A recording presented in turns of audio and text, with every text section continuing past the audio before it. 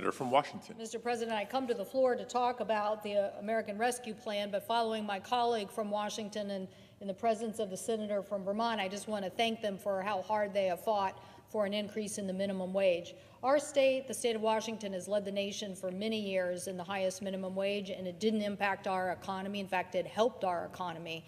There are now reports, as we have moved towards 15 from just a little town, SeaTac, to the city of Seattle, to now a plan for our entire state to move to 15 over a gradual period of time. I urge my colleagues to come together with a plan that can get us to a $15 minimum wage.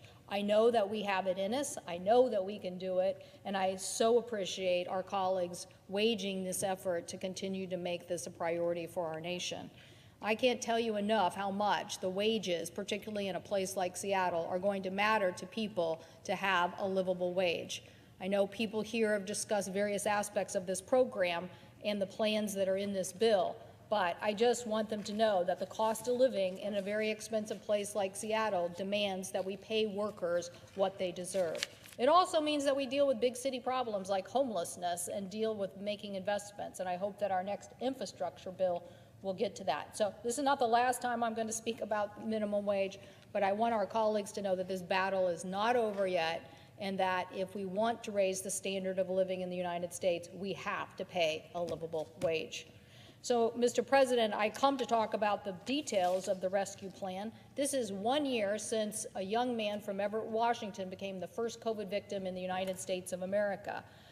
Not only did he get sick, but many loved ones got sick, their families, and they're all waiting now for vaccines. So this legislation, priority number one for so many Americans right now, is the COVID-19 vaccine. In my state, the state of Washington, more than 1 million residents have been vaccinated and 6 million more are still waiting, and everyone knows that demand far exceeds the supply. Our healthcare workers are working tirelessly along with other government officials to get shots in the arms of individuals. That's why this bill is so important, because it provides $20 billion to invest in vaccine administration and distribution. That includes launching community vaccine centers, deploying mobile vaccine units to hard-to-reach areas, and continuing to support an increased pace of vaccinations. That is job one right now, get the vaccine into the arms of Americans. So that is why this legislation is so important, to continue that effort. But it also provides other support, extending unemployment benefits for millions of Americans who lost their job as to no fault of their own a year ago and now are seeing unemployment benefits expire next week. We know what today's numbers say. We still have a very high unemployment rate in the United States of America. So this bill extends the benefits another 5 months until August 29th. Very prudent measure to continue to put the resources into the American economy. It also provides $1,400 stimulus payment to millions, and it supports new efforts for our restaurants, small businesses, and those devastated by the pandemic, so they can help use this money for payroll, rent, utilities, and paid sick leave. This is so important to continue to learn from the programs that COVID has started, to refine them, to make it successful for our economy. This also helps children who are at home, provide more money for E-rate and broadband connectivities for schools and libraries. This is so important to individuals. It also provides critical dollars for federal health funding to treat Native Americans in urban areas, a community that has been very hard hit by the pandemic. Our economy lost 9.8 million jobs in 2020, and our current unemployment rate, as I just said, we know from this data that came out this morning, is still too high. We know that as a result, 19 million Americans, including 460,000 Washingtonians, rely on those unemployment benefits. And if we don't act by March 14th, 11.5 million people will lose their extended unemployment benefits. So that's why this program is so important to get passed today in the United States Senate.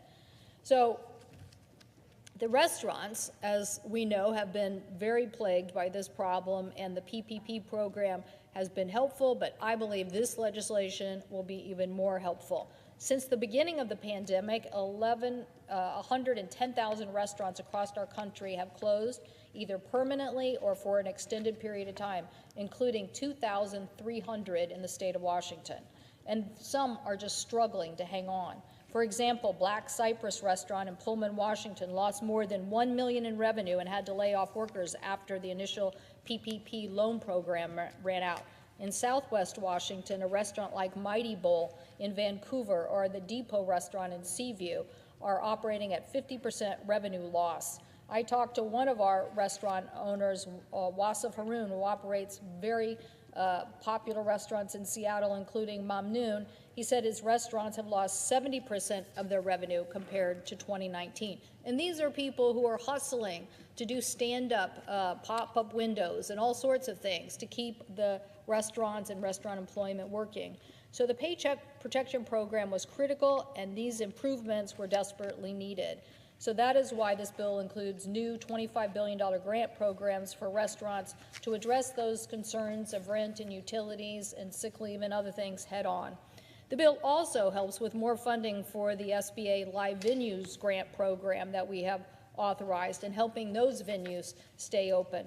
For us in Seattle, music is a thing, and we want these venues to be there. They're part of our history, they're part of our culture, they're part of a music story that really is about well, just a little bit of different take on music than maybe some other parts of the world. So we're very proud of it, and we don't want to lose these facilities, the home for growing more music and cultural impacts to our society. So one of the hardest hit, though, businesses have been businesses with 10 or fewer employees in underserved areas like Grays Harbor or Yakima or Ferry County or Pend Oreille. This legislation allows $10,000 grants from the SBA Program of Economic Injury and Disaster Loan Program to help with these smaller communities and the small businesses who've been underserved to date on programs that we have passed. But first time in this legislation will be support for the aviation supply chain. We're hearing all sorts of discussions about supply chain shortages and the competitiveness of the United States if the United States sees critical supply chain elements not be able to be filled, whether you're talking about the automotive industry or whether you're talking about aviation. Well, in the previous bills, certainly I can say this, the Fed made capital available that certainly manufacturers, large-scale manufacturers took advantage of. Previous bills made money available for the airlines to continue operating, as this legislation does as well. And I would say, I think we're probably somewhere between 40 to 45% of the original capacity for airlines that we were previous to the pandemic, which means we're making progress. And that's what we always wanted to see, the ability to return our economy quickly.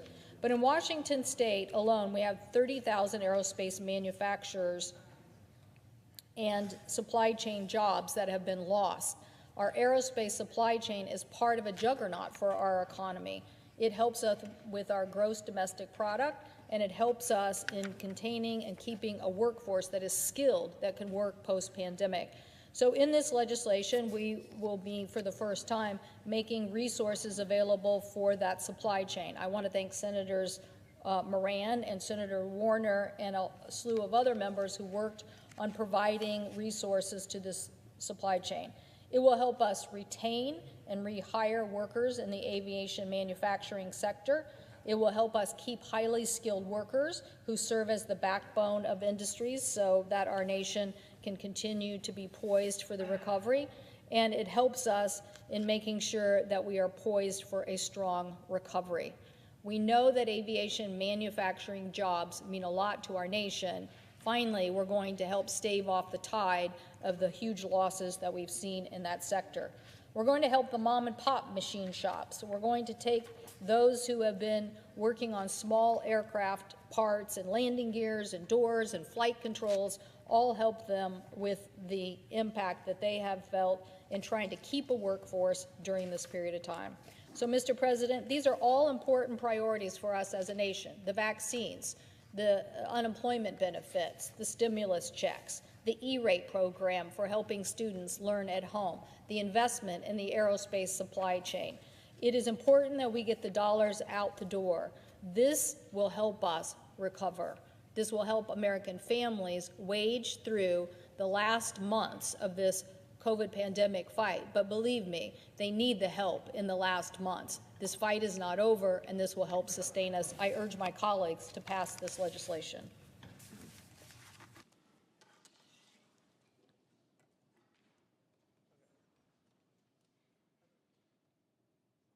Mr. President.